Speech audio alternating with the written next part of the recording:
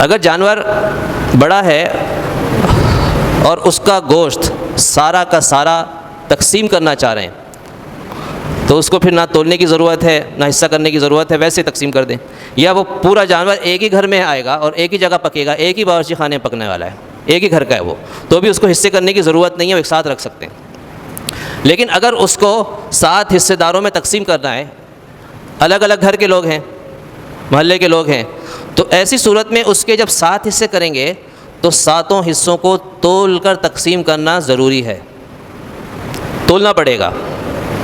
صرف ڈھیریاں لگا دینا اندازے سے کافی نہیں ہے، یا برتن میں ناپ کے تقسیم کرنا کافی نہیں ہے،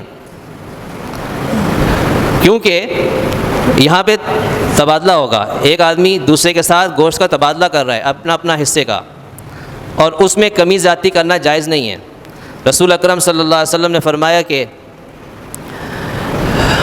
الحنطۃ بالحنطۃ والشعیر بالشعیر والتمر بالتمر والملح بالملح والذهب بالذهب والفضة بالفضة. 6 چیزیں ذکر فرمایا کہ یہ 6 چیزیں جب آپس میں تبادلہ کرو، 6 خاص نہیں ہے، اس کے تحت بہت ساری سینکڑوں چیزیں آتی ہیں. مطلب ہر وہ چیز جو ناپ کے یا تول کے تقسیم کی جائے، بیچی جائے، اس میں جب آدمی ایک ہی جنس کی دونوں طرف سے تبادلہ کرے گا تو کمی زیادتی کرنا، والفضل ربا سود ہو جائے گا.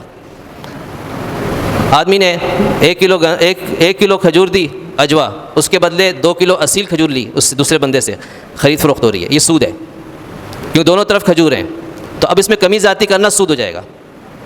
اور ادھار کرنا بھی سود ہوگا، ادھار بھی نہیں کر سکتے، یہ نقد تبادلہ ہوگا. تو یہاں پر بھی گوشت کا تبادلہ گوشت کے ساتھ ہے، لہذا اگر ایک طرف گوشت کم گیا ایک طرف زیادہ آیا تو کمی زیادتی سود ہو جائے گی.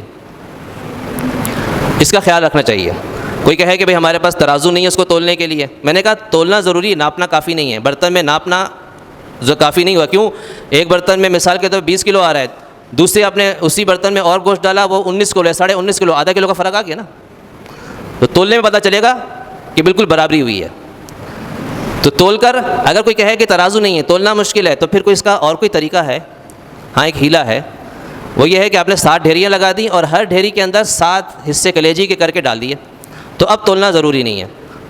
اس کی وجہ یہ ہے کہ اب یہاں پر جو تبادلہ ہوگا تو صرف گوشت کا نہیں ہوگا، کلیجی کا بھی ہوگا. کلیجی گوشت الگ الگ جنس ہیں. مثال کے طور پہ آپ نے 1 کلو کھجور کے بدلے 1 کلو کھجور اور 2 کلو چینی دی، اس کے بدلے دوسرے سے آپ نے 2 کلو کھجور 1 کلو چینی لی، جائز ہے. 1 کلو کے مقابلے میں 1 کلو ہو گئی، کھجور کے بدلے کھجور، چینی کے بدلے چینی. ایکسٹرا جو جاری ہے وہ ایکسٹرا کے بدلے میں ہو جائے گی، ایکسٹرا 1 کلو کھجور ایکسٹرا 1 کلو چینی کے بدلے میں ہو جائے گی. تو یہاں پر بھی اگر گوشت میں کمی زیادتی ہو گئی وہاں سے اس کے بدلے میں کلیجی لے رہا ہے. اور کوئی کہے کہ یار ہیلا کرنا کوئی اسلام کا حکم ہے، یہ تو ہیلا تو ناجائز. ہیلا ناجائز نہیں ہوتا، حدیث میں آتا ہے رسول اکرم صلی اللہ علیہ وسلم خیبر فتح ہو گیا، ایک صحابی کو ان سے کھجور لینے کے لیے بھیجا، ان سے معاہدہ ہوا تھا کہ آدھی پیداوار مسلمانوں کو دیں گے. صحابی کو بھیجا، کھجوریں لے کر آئے عمدہ. آپ نے فرمایا کیسے لے کر آئے؟ سارے ایسے ہی. انہوں نے فرمایا نہیں.